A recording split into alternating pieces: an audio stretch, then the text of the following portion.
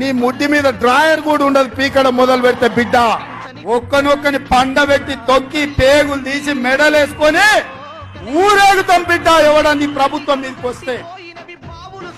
దగ్గరైనవి వాగులు వంకలు ఎండిపోయినవి సాకలి పొయ్యిలు కూలిపోయినవి మరి పేద రైతుల బాబులెందుకెండే నా పల్లెల్లోన. ఇప్పటికైనా బాధ్యత మీకు పెద్ద దొరికింది. మంచిగా పనిచేయండి, గంభీరంగా పనిచేయండి. ఈ చిల్లరమల్లర అపవాదులు పెట్టే శిల్పి ప్రయత్నాలు మానుకోండి. ప్రజలకు మంచి పని చేసి మంచి పని తెచ్చుకోండి. మీకు శుభం కలగాలని కోరుకుంటున్నాను.